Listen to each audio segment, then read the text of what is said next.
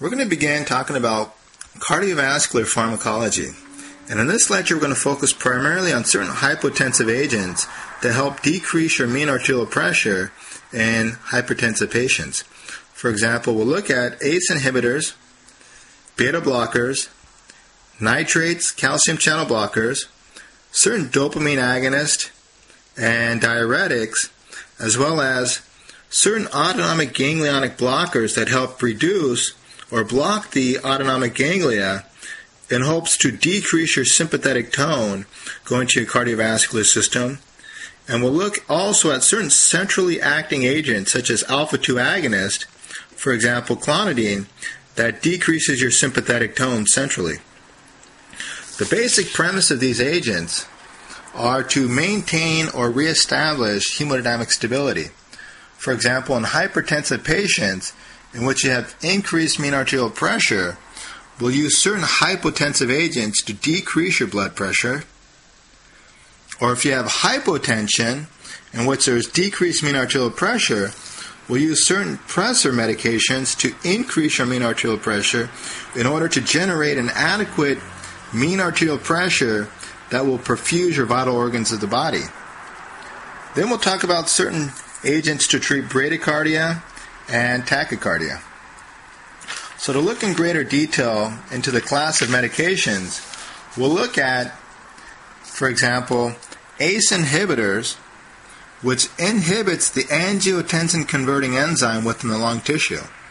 And that ultimately decreases the production of angiotensin II, and we'll talk about how that reduces your systemic vascular resistance. Then we'll talk about certain beta blocker medications and how this helps, for example, beta-1 blockade helps to reduce the activity of the beta-1 receptors on the SA node as well as within the ventricles, and that ultimately decreases your chromotropic, your dromotropic, and your ionotropic influence on the cardiovascular system. Then we'll talk about certain nitrate medications, for example, nitroprusside, nitroglycerin, and even hydralazine, and we'll describe how that decreases either your preload and your afterload depending on which medications you choose. Likewise, calcium channel blockers also decrease your systemic vascular resistance. And we'll talk about certain agents such as dopamine agonist and certain diuretic medications that will promote a loss or a reduction in your blood volume in hopes to decrease your mean arterial pressure. Likewise, as we said, certain centrally acting agents like clonidine that decreases your sympathetic tone centrally. Or we can use autonomic ganglionic blockers, for example, trimethophan, that will block the autonomic ganglia and therefore decrease your sympathetic tone that's generated, for example, within your vasomotor innervation that comes from T5 to L1. Then we'll talk about the biotransformation that takes place with all these medications. And the reason why we want to treat hypertension so aggressively is to reduce the complications that may be involved with hypertension. For example, if you have an increased mean arterial pressure due to either an increased systemic vascular resistance that's generating a high pressure, if that high pressure is transmitted into the delicate vessels, the cerebral vessels, and you rupture a vessel, you may suffer from a hemorrhagic stroke, and therefore the patient may suffer from some type of neurological impairment. Likewise, if there's a high pressure that's generated within the aorta, and there's a weakening of the intimal lining of the aorta, you may create aortic dissection. Also another phenomenon with the increased mean arterial pressure, this generally accelerates the atherosclerosis. And with atherosclerosis is basically promoting plaque buildup within the inner lining of the coronary arteries. So as the inner lining or the plaque increases, this increases the resistance or decreases the lumen in which the blood can flow.